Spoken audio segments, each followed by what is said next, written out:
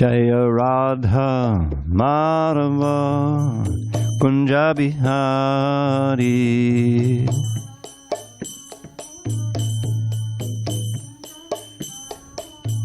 Jaya Radha Madhava Kunja Bihari. Radha Madhava Kunja Bihari. Gopi Jana Vallabha Girivardhari. Girivardhari. Gopi Jana Vallabha Girivardhari. Vallabha Girivardhari. Yashodanandana Pradjana Ranjana.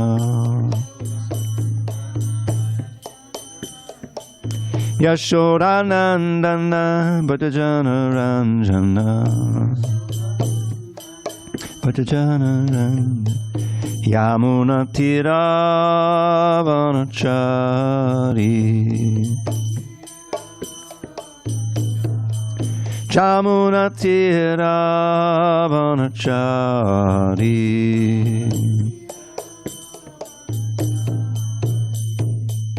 Hare Krishna, Hare Krishna, Krishna Krishna, Hare Hare, Hare Rama, Hare Rama, Rama Rama, Hare Hare.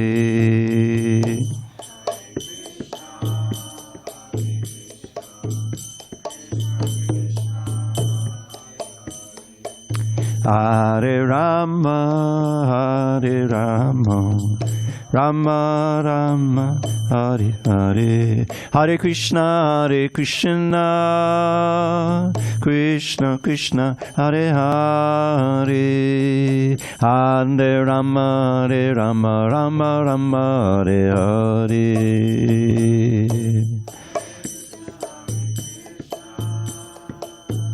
Krishna Krishna Hare Hare, Hare Rama, Hare Rama, Rama Hare Hare.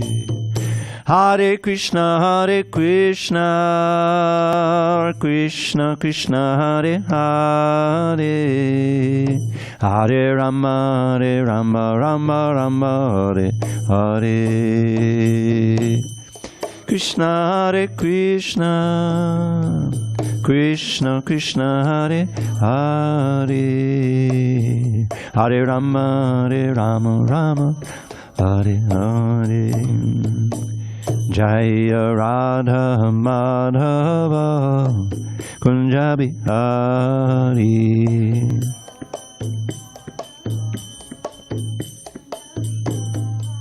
Jaya Radha Madhava Kunja Bihari.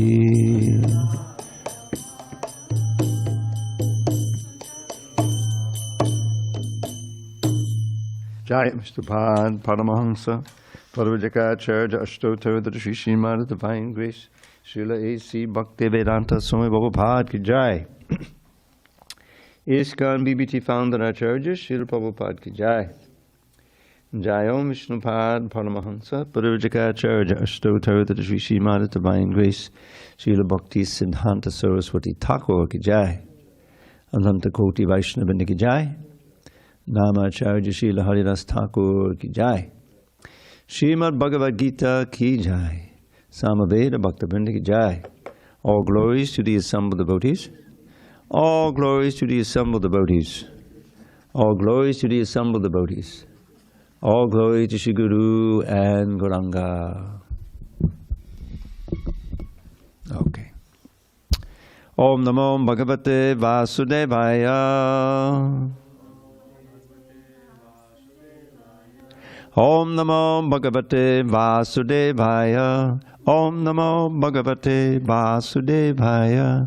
Om Namo Bhagavate Vasudevaya. Om Namo Bhagavate Vasudevaya. Okay. So on this 4th day of October 2023 in San Diego, reading from Srimad Bhagavad Gita as it is, translation and commentary by His Divine Grace A.C. Bhaktivedanta Swami Prabhupada. And we are in chapter 2, contents of the Gita summarized, text number 39 at the top of page 105. Esha te vihita Sankye Buddhir Yoge Tvimam. Yeah, that used to be a 2, but it's now that because the next word begins with a vowel, that U turns into a V. And so it sounds like Tvimam. Let's try that again. Tvimam Shunu Buddhya Yukto Yaya Partha Karma Bandham Pahasyasi. Okay. Esha te vihita sankye Buddhi yoge tvimang shunu Buddhya yukto yaya partha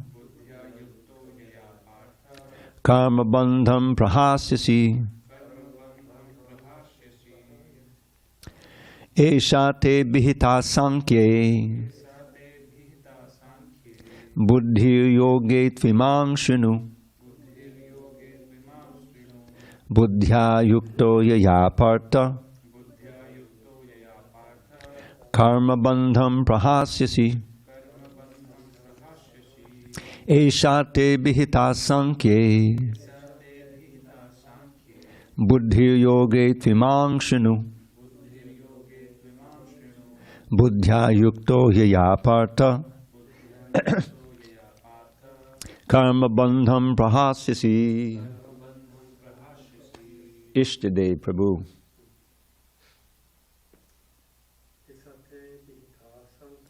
Esha te vihita sankye Buddhi yoge tvimang shunu Buddhya yukto yaya partha Karma bandham prahasyasi. Esha te vihita sankye. Page 105. Yoge tvimam shunu Buddhya yukto yaya partha Karma bandham prahasyasi. Esha te vihita sankye Buddhi yoge tvimang shunu Buddhya yukto yaya partha Karma bandham prahasyasi. Anyone else want to try? Anyone online? Esha te vihita sankye Esha te vihita sankye Buddhir yoge tvimam shranu Buddhi yoge tvimang shunu Buddhya yukto yaya partha Buddhya yukto yaya partha Karma bandham prahasyasi. Karma bandham prahasyasi. Anyone else? Okay. Word by words. Esha, all this. Te, unto you. Abhita, described. Sankhye, in analytical study. Buddhi, intelligence. Yoge, in work without fruit of result. 2. But. Imam, this. Shinu, just here. Buddhya, by intelligence. Yuktaha, dovetailed. Yaya, by which. Partha, O son of Pita. Karma bandham, bondage of reaction. Prahasyasi, you can be released from. Translation. Thus far I have described this knowledge to you through analytical study. Now listen as I explain it in terms of working without fruit of results. O son of Pritha, when you act in such knowledge, you can free yourself from the bondage of works. Purport. According to the Nirukti, or the Vedic dictionary, Sankhya means that which describes things in detail. And Sankhya, now notice the difference in pronunciation here. One is Sankhya and one is Sankhya. Makes all the difference. Sankhya refers to that philosophy which describes the real nature of the soul. And yoga involves controlling the senses. Arjuna's proposal not to fight was based on sense gratification. Forgetting his prime duty, he wanted to cease fighting because he thought that by not killing his relatives and kinsmen, he would be happier than by enjoying the kingdom after conquering his cousins and brothers, the sons of Dhritarashtra. In both ways, the basic principles were for sense gratification. Happiness derived from conquering them and happiness derived from seeing kinsmen alive are both on the basis of personal sense gratification, even at a sacrifice of wisdom and duty. Krishna therefore wanted to explain to Arjuna that by killing the body of his grandfather, he would not be killing the soul proper. And he, the Lord, explained that all individual persons, including the Lord himself, are eternal individuals. They were individuals in the past, they are individuals in the present, and they will continue to remain individuals in the future, because all of us are individual souls eternally. We simply change our bodily dress in different manners, but actually we keep our individuality even after liberation from the bondage of material dress. An analytical study of the soul and the body has been very graphically explained by Lord Krishna. And this descriptive knowledge of the soul and the body from different angles of vision has been described here as Sankhya in terms of the Nirukti dictionary. This Sankhya has nothing to do with the Sankhya philosophy of the atheist Kapila. Long before the impostor Kapila's Sankhya, the Sankhya philosophy was expounded in the Srimad Bhagavatam by the true Lord Kapila, the incarnation of Lord Krishna, who explained it to his mother Devahuti. This is in the 3rd canto, Srimad Bhagavatam. It is clearly explained by him that the Purusha, or the Supreme Lord, is active, and that he creates by looking over the Prakriti. This is accepted in the Vedas and in the Gītā. The description in the Vedas indicates that the Lord glanced over the Prakriti, or nature, and impregnated it with atomic individual souls. All these individuals are working in the material world for sense gratification, and under the spell of material energy, they are thinking of being enjoyers. This mentality is dragged to the last point of liberation when the living entity wants to become one with the Lord. This is the last snare of Maya, or sense gratificatory illusion, and it is only after many, many births of such sense gratificatory activities that a great soul surrenders unto Vasudeva, Lord Krishna, thereby fulfilling the search after the ultimate truth. Arjuna has already accepted Krishna as his spiritual master by surrendering himself unto him. Shishyaste hang sharimam tvam papannam. Consequently, Krishna will now tell him about the working process in Buddhi Yoga, or Karma Yoga, or in other words, the practice of devotional service only for the sense gratification of the Lord. This Buddhi Yoga is clearly explained in chapter 10, verse 10, as being direct communion with the Lord, who is sitting as Paramatma in everyone's heart. But such communion does not take place without devotional service. One who is therefore situated in devotional or transcendental loving service to the Lord, or in other words, in Krishna consciousness, attains to this stage of Buddhi Yoga by the special grace of the Lord. The Lord says, therefore, that only to those who are always engaged in devotional service out of transcendental love does He award the pure knowledge of devotion and love. In that way, the devotee can reach Him easily in the ever-blissful kingdom of God. Thus, the Buddhi Yoga mentioned in this verse is the devotional service of the Lord. And the word Sankhya mentioned herein has nothing to do with the atheistic Sankhya Yoga enunciated by the impostor Kapila. One should not therefore misunderstand that the Sankhya Yoga mentioned herein has any connection with the atheistic Sankhya. Nor did that philosophy have any influence during that time, nor would Lord Krishna care to mention such godless philosophical speculations.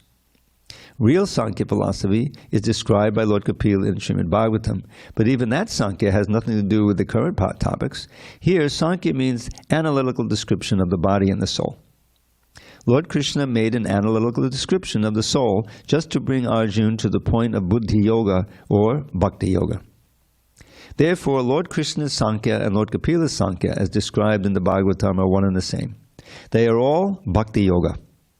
Lord Krishna said, therefore, that only the less intelligent class of men make a distinction between Sankhya Yoga and Bhakti Yoga. Sankhya Yoga pratak bala pravadanti na panditaha. Of course, atheistic Sankhya Yoga has nothing to do with Bhakti Yoga, yet the unintelligent claim that the atheistic Sankhya Yoga is referred to in the Bhagavad Gita. One should therefore understand that Buddhi Yoga means to work in Krishna consciousness in the full bliss and knowledge of devotional service. One who works for the satisfaction of the Lord only, however difficult such work may be, is working under the principles of Buddhi Yoga and finds himself always in transcendental bliss. By such transcendental engagement, one achieves all transcendental understanding automatically by the grace of the Lord, and thus his liberation is complete in itself, without his making extraneous endeavors to acquire knowledge. There is much difference between work in Krishna consciousness and work for fruitive results, especially in the matter of sense gratification for achieving results in terms of family or material happiness. Buddhi Yoga is therefore the transcendental quality of the work that we perform. Om Jnana Timarandasya Jnanandana Shalakaya Chakshu Unmilatam Mena Tasmai Shri Gurave Namaha. I was born in the darkest of ignorance, but my spiritual master Srila Prabhupada opened my eyes with the torchlight of knowledge. I offer my humble obeisances unto him and all members of Sri Parampara. So, again, we're kind of shifting gears. I think I mentioned yesterday, we read all these verses beginning with 31. The 20 verses between 2:11 and 2:30 comprise a concise lesson on the soul. The difference between the soul and the body, the eternality of the soul, the temporality of the body. And it's all, there's two reasons why Krishna is speaking that. One is because it's a general foundation for any spiritual progress. The first question that Sanatana Goswami, when he surrendered to Lord Chaitanya as his guru, was K-ami kene amaitari trapajai, that who am I? He was such a learned scholar. He knew several languages. He knew not only Sanskrit, but he knew Persian, because it was, and several others. And he had an extremely responsible position as the prime minister in the government of Nawab Hussain Shah. But he presented himself to Lord Chaitanya as ignorant, because he already knew something, but he wanted to give a good example. Is that in our ordinary life, we get absorbed in material things, especially in this age, trying to get a position, get some sense gratification, get enough rent money, whatever it may be, right? All based on this body. Why do we need rent money? Because the body needs to be kept warm, and in the winter and cool in the summer, and we need protection. Shelter is a basic need of the body, obviously. But when all of our consciousness is absorbed in that, then we're tightly bound in the grips of the material energy. And we learn in this chapter something that we already kind of know, but Krishna emphasizes the point that this is a tremendous waste of the human form of life. The soul who reaches the human form of life, and we're in a minority. Now he said, oh, we've reached 8 billion, I bet there's probably 8 billion blades of grass within a quarter mile of here.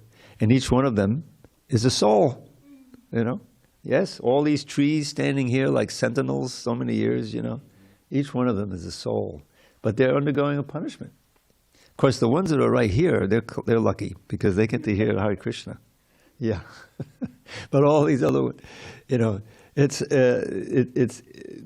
the material world. Is that soul, and we're all the same spiritually. We're all spirit souls, We're all pure consciousness. But because of different activities and different desires that we cultivate, therefore we get different bodies, different qualities, all these different things. But Krishna consciousness, we begin to see the oneness of all living beings, not even just all human beings. And so we try not to cause pain to any living entity. That's one of the, everyone knows we're vegetarian. Of course, we're more than that. We're prasadamarians. But we don't want to harm any living being, especially the cows. But there's no need. You'd learn that the first Sunday feast. The pakoras and the puris and the rice and the sabji, it's a complete diet. So there's no necessity of it. And there's so much sin we perform unknowingly, because out of ignorance. But that doesn't mean there isn't a bad reaction for it. So that's a very urgent need why we have to attain this knowledge. That's why Prabhupada's books are so, they're like treasures. Each one is so valuable. Because we get so much knowledge about who we are, what the goal of our life is, how we can live in this world practically. We don't have to go off to the Himalayas and practice Ashtanga Yoga. There's a whole series of lectures, of Prabhupada called the Yoga System Tapes, given mostly in L.A. at the height of, like 1970. So everyone's fired up, and the devotees are reading. They read a little bit, then Prabhupada comments. But it goes through pretty much the whole chapter, and that's a bona fide form of yoga, and it culminates ultimately in bhakti. But it's very difficult.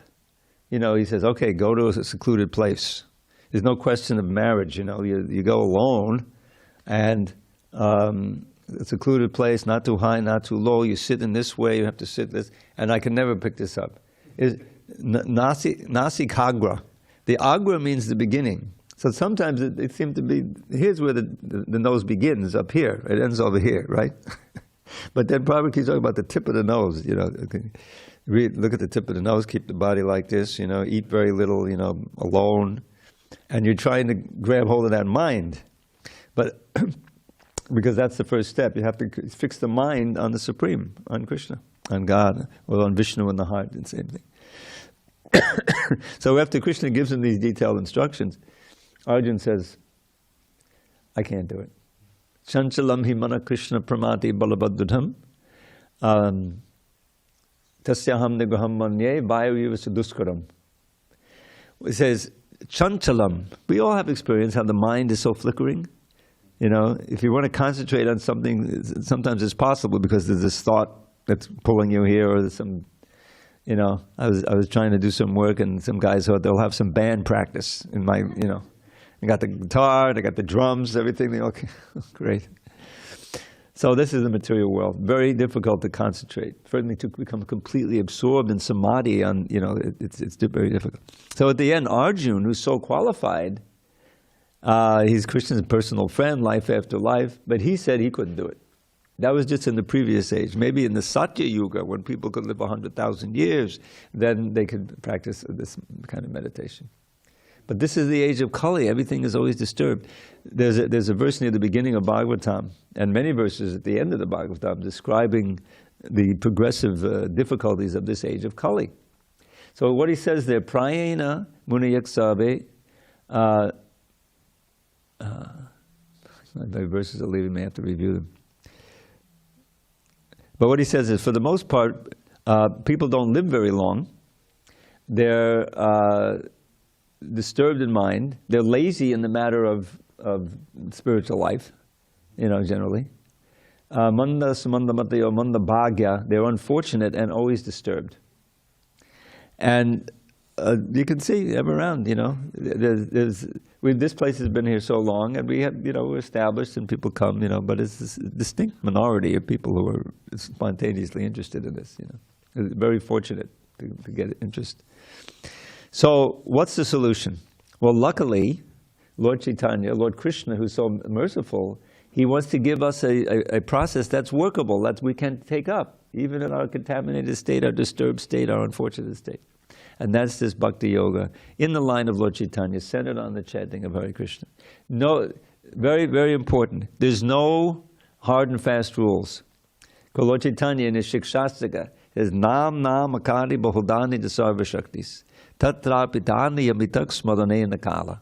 Etadrishi tavakripa bhagavan mamapi durdaivam. So he says, my dear Lord, you have so many different forms, different names. Krishna, Govinda, and Keshava too. Your names have no end, and in each of them you have invested your potency, leaving none out. Whenever we want, we can chant it without the slightest restriction of time or of place. O Lord, who can fathom your infinite grace?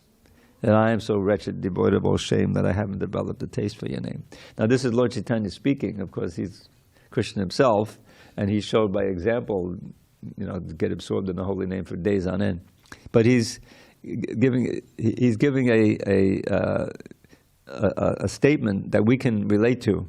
I can't fix my name. So then he gives this solution. Trinadapi suni chena, perhaps the most, famous verse of all 8. And that one should be more humble than a blade of grass, more tolerant than a tree, always ready to offer others honor and not desiring any honor for oneself. In such a state of mind, one can chant the holy name of the Lord constantly, because you're feeling yourself so helpless and so unqualified that you're calling out to the holy name from the bottom of your heart, please engage me in the service, please engage me in your service. And that's that emotion, that feeling of sincerity and desperation. And Krishna responds to that, and he can make quick advancement. So that verse is so important. Okay, back to our subject here. So, text 31 to the one just before we read today, Krishna is speaking to Arjuna in the role of his chariot driver. He's saying, considering this, you've gotten this righteous fight, the Kshatriyas rejoice when they get such a righteous fight. Arjuna is on the side of Dharma, and he's got Krishna on his side, so he's sure to win. And so all of this lamenting for the fact that Bhishma will die, and Dronacharya and all these other relatives, this is misguided, because nobody dies. Nobody dies on this. We don't die. We just change. It's just like changing a suit of clothes. But because everyone's in the bodily concept of life, everyone is thinking, oh no, what's going to happen? I don't know, And you can sense, if you have no assets in devotional service, then you can lose the human form of life, which is the worst. Nobody gets eternal damnation, okay? Everybody comes back up to the human form eventually. But we don't have any time to waste. The idea is, don't waste time. Turnam yateta napated. Immediately strive for the ultimate good, because even a little advancement on this path, even what you've already done, you've all attended at least one Bhagavad Gita class. This one. So you heard from Krishna, you heard from Prabhupada. Forget about hearing from me. But I'm just trying to repeat these words. So that's devotional service. A little ben, nehabhikamanasasti. So therefore, if you don't do anything else, you forget about all this and you go about your life. When the change of body comes, you're going to have to come back to hear the next verse in Bhagavad Gita. Because we didn't get through the whole thing. No, seriously, there's no loss or diminution. So Krishna has now said, okay, I've talked about Sankhya. Sankhya means he's describing the difference between the soul and the body. That's basically what the Sankhya part of it is. So now he says he's going to do the Buddhi Yoga. Now Buddhi Yoga is just another way of describing Bhakti Yoga. Buddhi Yoga emphasizes the need of use of the intelligence. Actually, the intelligence is the key. That's why hearing and chanting, beginning with Hare Krishna mantra, and hearing Bhagavad Gita and all these things, is so essential, because it directly purifies the intelligence. You're applying your mind to it. And really, if you analyze it, it's with your intelligence that whatever you do, you first do. If you're going to mix up, like I made some salad dressing today. I have my own little salad dressing invention that I made. Well, okay, I got to use my intelligence. I can get out the iPad so I can see the recipe, and put in the certain amount of water, and then the oil, and the chlorella, and I didn't have any ginger root. I made out of ginger root, but it's all intelligence, not too much, not too little, just right. So that's where we work, the intelligence. So when you link up your intelligence with Krishna by hearing and then applying what you hear to your daily activities, that's Buddhi Yoga. It's Bhakti Yoga, but it's emphasizing the use of the intelligence. So that's what he's going to describe here now. And in this way, karma bandham brahasasi, you can get free from the bondage of karma. We have to recognize that we're all kind of entrapped, we're all kind of tied up by our previous activities, the results of those activities. And those bonds, sometimes called hridaya granthi, they're knots in the heart. We cultivate certain desires and never can get satiated, so we die with those desires. They're all in our subtle body. They help bring us to the next life, so we can try again. But that means we have to get born, die, get old. You have to tolerate people like, the prominent political figures. I won't mention them. In other words, there's no percentage in it. When we want to get out and take as many people with us as possible. That's not just I want to get out, but we should adopt the attitude of Sri Prahlad. Sri Prahlad is a tremendous devotee, and we're just beginning the 7th canto, so we're going to be meditating on him for some time now. He's the one for whom the Shringadeva appeared and killed Hiranyakashipu. All the names are important. Hiranya means gold, Kashipu is soft bedding.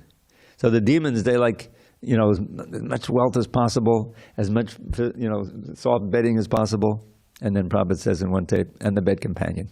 In other words, sensual pleasures and power, and this is the demons. So that's Hiranyakashipu. That was his father. Prahlad is a pure devotee born in that. It's a whole story I will tell now.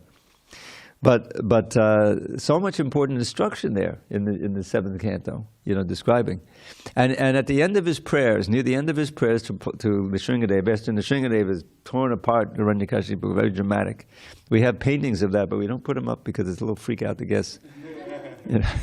I remember in LA they put out, ripping apart all the blood and guts, Okay, then you have to explain it to the guests.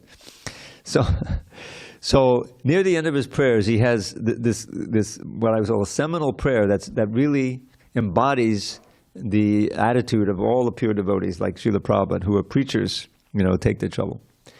So he says, Naivod Vijay, Padadurati Avaitaranyas, Tadviya Gayana Mahamata Magna Chitta, Shochetito Vimukachetasa Indriyata Maya Sukaya Banamudvahato Vimudhan.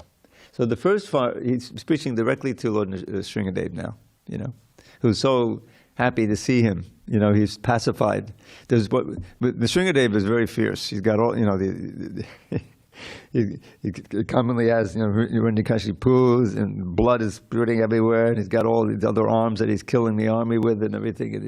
You look at the deity that we have the picture from Mayapur. It's very fierce, So, but then there's Komala Nrsinga. I don't know if you were here. Do you remember we had a deity? Yeah, Komala means gentle Nrsinga.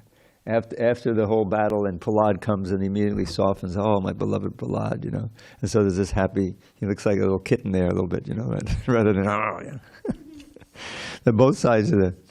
So he's praying now. He's offering these wonderful prayers, and there's so much instruction. And this one is the one that Prabhupada would quote the most. So what he's saying, the Naiva Udvijay Padadadati Abhaitaranyas, Na Eva Udvijay, I'm not at all disturbed. Nothing can disturb me, because I'm here with you.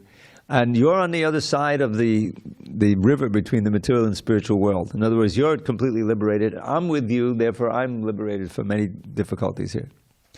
And any time I want, and this is something we can note, Tvadvirya Gayana Mahamata Magna Chitta. A wonderful phrase. At any time, even when my father is tormenting me, I can chant your glories, or at least remember them. Virya means your powerful activities. Gayana really means to sing. Gayana Mahamrita Magna Chitta, and immerse my consciousness in an ocean of nectar. Now this, it just depends on your consciousness, basically. Doesn't matter how old you are, what language you know, if you can remember those. So therefore, how can there be any difficulty for me? I'm already liberated and I'm in an ocean of bliss. But then he says something very interesting. The third line, Shoche. Shoche means I'm lamenting. Oh, wait a minute. Brahmabhuta Prasanamana Shoche. In the Bhagavad Gita, in the 18th chapter, we read a very important verse where Krishna says, one should come to this Brahmabhuta platform, spiritual platform above the modes of nature, characterized from absence of lamenting and hankering. You're completely self-satisfied because you're there with Krishna and the soul is there with his beloved, you know. So there's not supposed to be any lamentation, but he says, I'm lamenting. Why is he saying that? He's lamenting for these fools and rascals who have not turned to you yet, and they're suffering like anything, and the only way that they can be relieved of the suffering if they get you, and I have to give them you. In other words, I have to preach. So simultaneously, he's happy, inside blissful, but externally he's in anxiety for the welfare of the conditioned souls. And that's exactly what Prabhupada did. The great preachers do that. Take us so much trouble to come to America. Actually, tomorrow is the day when he departed, I believe. Today's the day when he came. Today's the day when he came? Yeah. Okay, I missed. Yeah, today he arrived in America today. You sure? On Wednesday, not Thursday? Look it up. Yeah, because he's in India. It's a day early. Check it out for San Diego. I'm pretty sure it's tomorrow here, because we have a difference with the lunar calendar. So just try to contemplate that for us, for those in the West, ultimately around the world. But he was specifically coming to the West. He took so much trouble. Yeah, tomorrow here. Tomorrow. Yeah. So virtually penniless. He was 68 years old. His health isn't that great. He turned 69 shortly after he got on the boat. Then he celebrated Janmashtami on the boat in the middle of the Atlantic Ocean.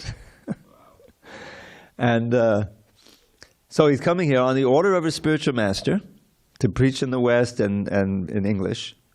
And he tried to do it in India, the preaching in English. He was writing and preaching, But one obstacle after another, one obstacle after another.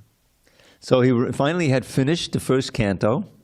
When you know something about book production, which I had worked with, we had a whole team, with electronics and everything. And even then, it's a trip to produce a book and get it printed and proofread and all that.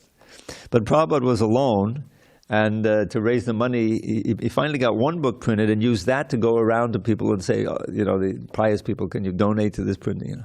So after 4 years, he had those 3 books. And he said, okay, now I got some ammunition. He had a whole trunk of them and had other trunks. So the first canto was chock full of important instruction. So anyway, he's got the books. He's got his, he didn't know what he would eat over there. He took a whole bunch of oatmeal, I think, so that at least he'll have something, if he gets to America. He can. So anyway, it's just a tremendous, what we used to call profile and courage, and all for... Not for, conquering some countries so you can exploit, no, that's not. Simply to give because he felt empathy for the suffering souls. It's the same thing. Any greatly realized soul feels that great urgency to give because you're empathetic to the suffering of everyone.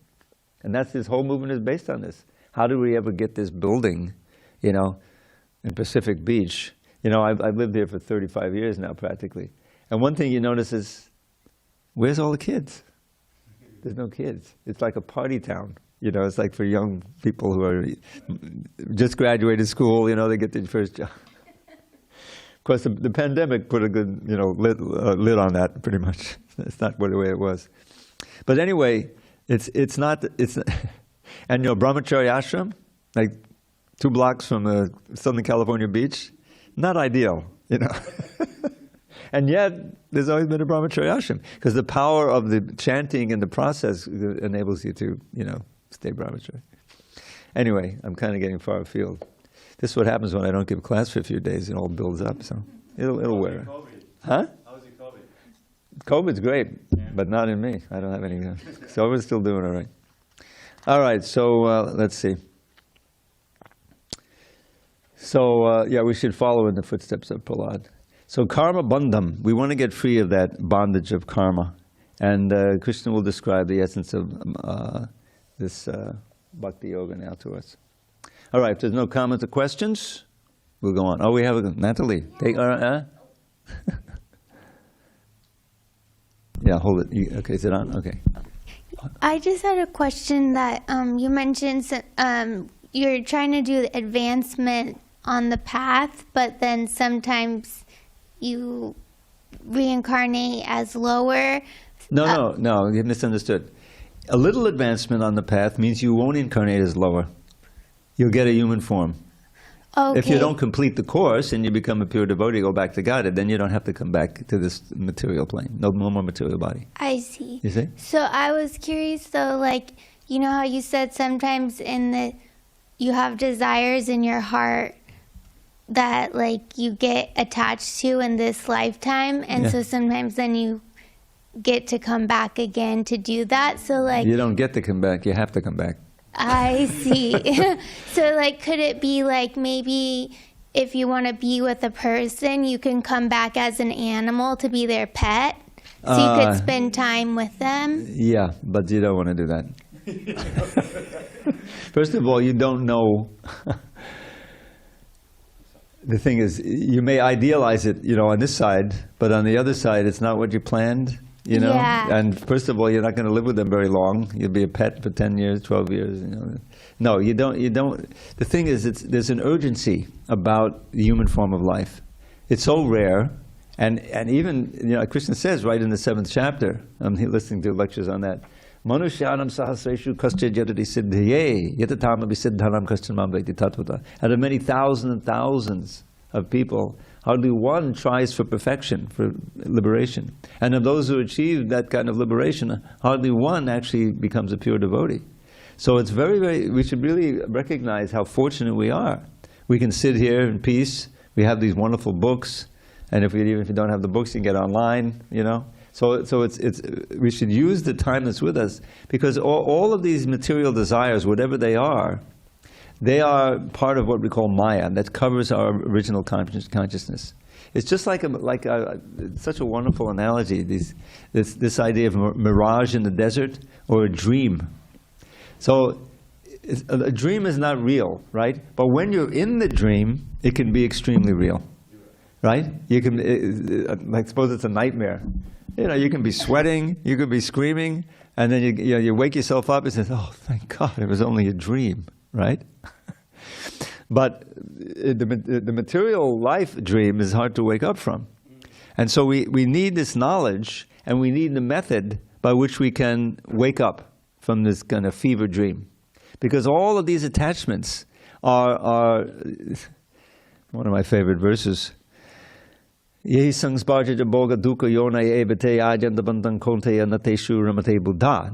word Buddha again, which is, we're talking about Buddhi Yoga. Buddha means intelligent, one who is intelligent. So all the pleasures that are derived from the contacts, or it says that an intelligent person does not take part in the pleasures that arise from contact of the senses with the sense objects. O son of Kunti, such pleasures are the source of miseries, and they have a beginning and an end. Unlike spiritual pleasure, which is ananta, you know, is ananta in two ways. It doesn't end at a time, and it always expands. This is inconceivable, ever expanding. That's what Lord Chaitanya says. Anandam buddhivardhanam. This chanting increases the ocean of transcendental bliss. You know, we don't know what transcendental bliss is. We know we may know some intense material happiness, but then we have to remember, and it comes to an end. You know, and it's the source of all misery because it brings us back again to material life, and we don't know what's going to happen. We don't know, you know. I mean, let's just be realistic. I know I like to point this out, but it's realistic.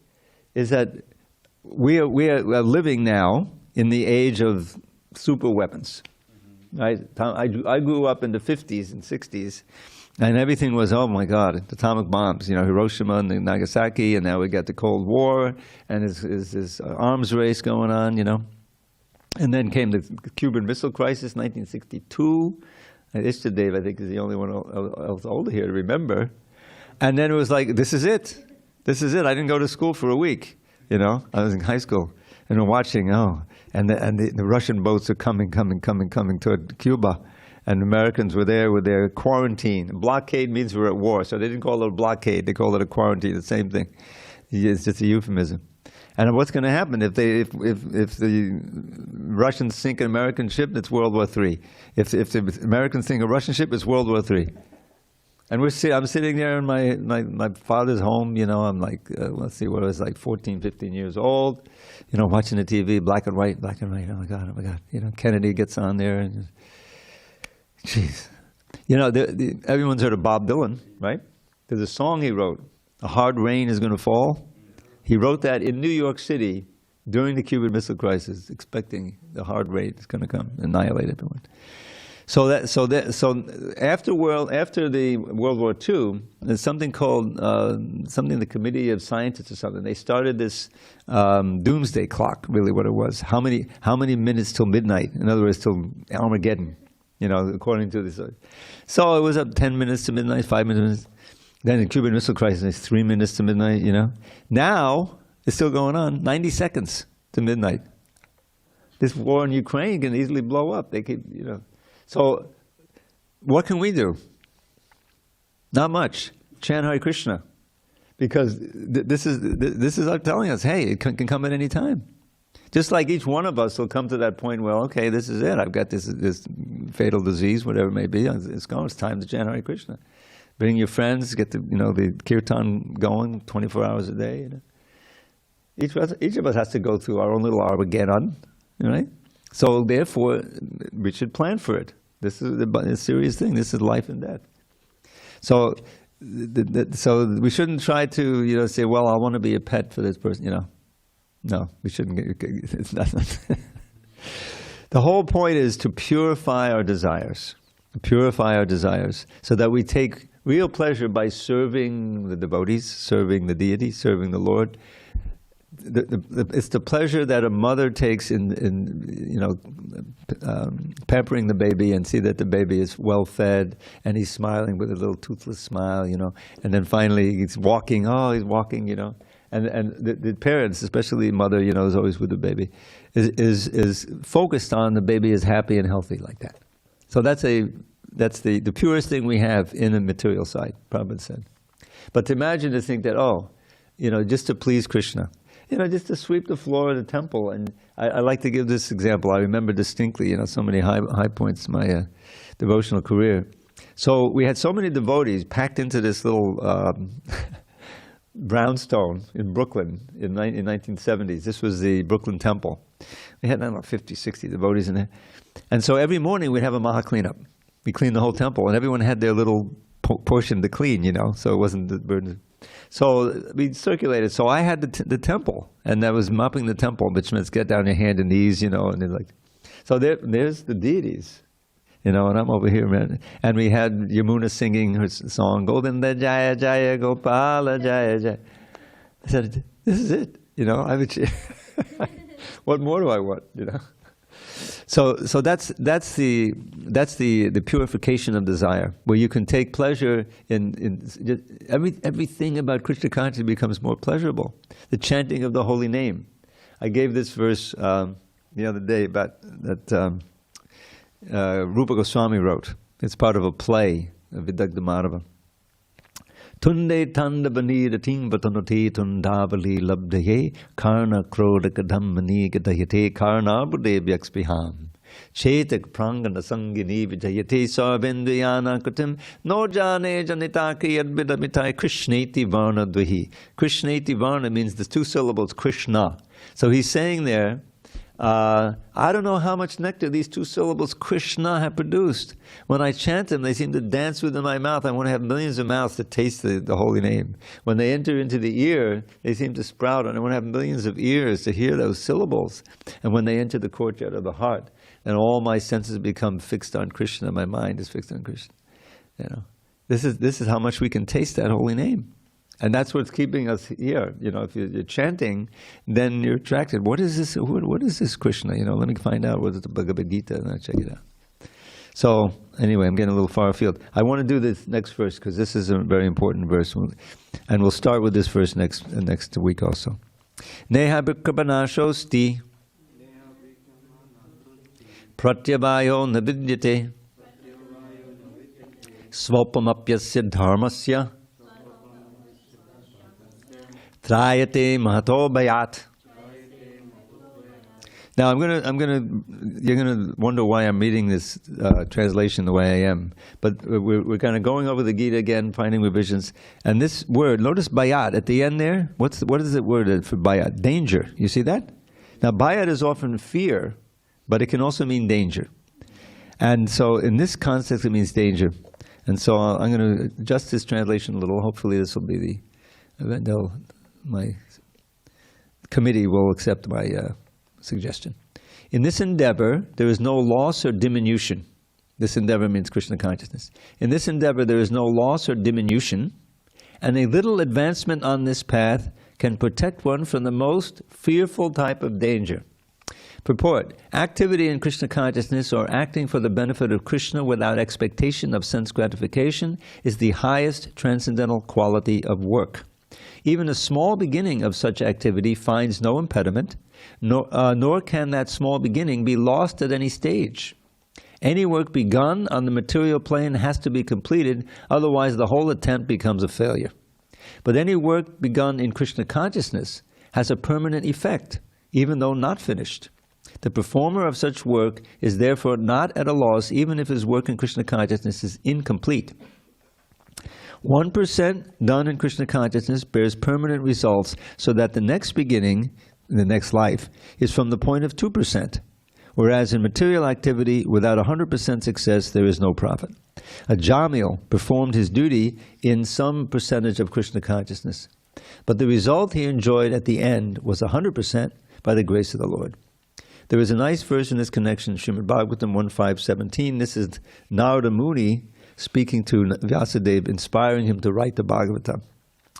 Tyaktva swadharmam charanam bhajang hare bhajan apakpo tapate tato yadi yatra kava bhadram abhuram ushyakim ko varta apto abhajatam swadharmataha. If someone gives up his occupational duties and works in Krishna consciousness and then falls down on account of not completing his work, what loss is there on his part? And what can one gain if one performs his material activities perfectly? But there's no bhajatam. There's no Krishna consciousness. Or as the Christians say, what profiteth a man if he gain the whole world yet suffer the loss of his eternal soul? Material activities and their results end with the body. But work in Krishna consciousness carries a person again to Krishna consciousness even after the loss of the body. At least one is sure to have a chance in the next life of being born again as a human being, either in the family of a great cultured brāhmaṇa or in a rich aristocratic family that will give one a further chance for elevation. That is the unique quality of work done in Krishna consciousness. So this verse is when you think about it, it's very encouraging. It means try to do something. Like, we used to advise people to chant, all right, you begin with 2 rounds. Make a commitment to do 2 rounds a day, which is how I started.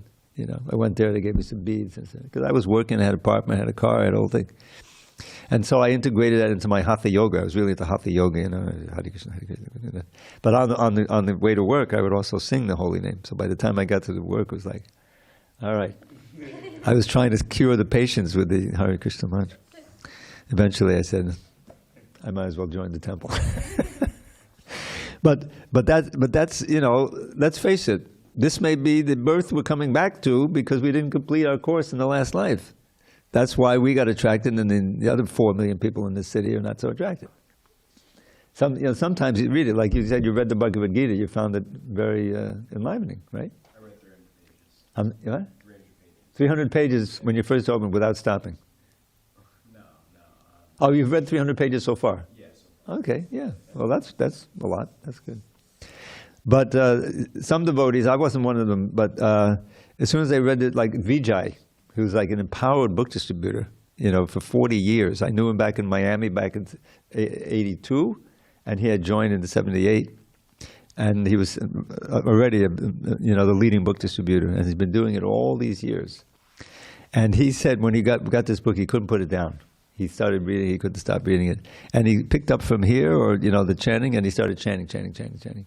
He hadn't met devotees yet, but he's chanting Hare Krishna all day. He had a job. Krishna gave him a job like some kind of guard or something, in a warehouse. He could chant all day. Finally, he met some devotees. He said, there's a center in Miami. He was in Key West. There's a center up there. That's where he joined. There's some devotees like that. But each one of us is exceptional because we're attracted to Krishna by some degree. Out of curiosity, out of interest. Prasadam is a big thing. Sometimes it comes, and it keeps you coming back, as you can hear. So this is such an important verse, And he's saying, svapam means even a little bit. Sualpam of this dharma, trayate mahatobayat, will protect you from the greatest danger, which is clear in the purport, is losing the human form of life. So we want to keep the human form of life and be born in a family, in a situation where we'll be, we'll come back and keep going in Krishna consciousness. So this is always I found it very encouraging, when I first read it. That's why it's near the beginning of the book, Keep it up. Don't worry, do the best you can. And we should try to, go back to God at this lifetime. But we should know that there's no loss or diminution. And Prabhupada said at one time, once you start it, you can't give it up. You're going to become a devotee. You may think you're blooping, but you're not. You got to. So we might as well become pure devotees. All right. Do we have 1 minute for a poem? So let me give you one of my favorites. Oh. Well, we did the first verse of the Shikshastika, so I'll do number 3 and number 5. 3 is Trinadapi Sunichena, Tororapi Sahishnuna, Amanina Manadena, Kirtaniya Sadahari. More humble than a blade of grass, more tolerant than a tree, to think all praise belongs to others, none belongs to me. Such qualities attract the Lord to bless one with the power to chant His name incessantly until the final hour. And then 2 verses later, he has this verse. Ainanda tanuja kinkaram patitam mam vashame bhavam budho kripayata vapada pankajastita dhuli sadusham vichintaya. Your servant for eternity, I lost my true identity and fell into this horrid sea of birth and death, O Lord. O Nanda's son, please hear my plea. By your sweet grace, consider me a speck of dust upon your lotus feet forevermore. Hare Krishna. So we'll resume on Monday. We might do 40 again, but we may go on. Okay. Thank you for your attention. And also our internet guests, thank you. I know you're out there. Haribol. Thank you. Can I say one thing? Please, Bhakti Chad, go ahead. Don't forget to check out Dravida Mayapur YouTube. Hare Krishna. Yeah. Prabhu was carrying a body before, but now you're carrying soul now. That's more better than this. He's mentioning one recording of me on YouTube doing the Shikshastika.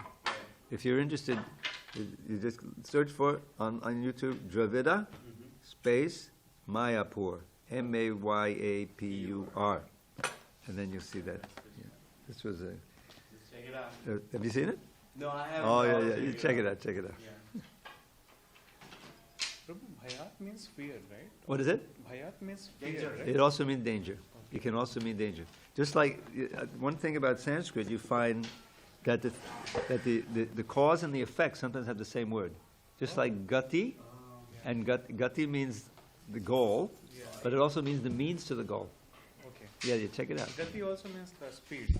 What is it? Speed. Oh, the speed? Yeah. How fast you go to the goal. Yeah, bayat. It says danger there, right? Danger. Look it up in the dictionary. You'll see. If you want to know, I don't know if you have a Sanskrit dictionary, but I can give you a link. Oh, that also like Hindi word, no? No, but sometimes it's like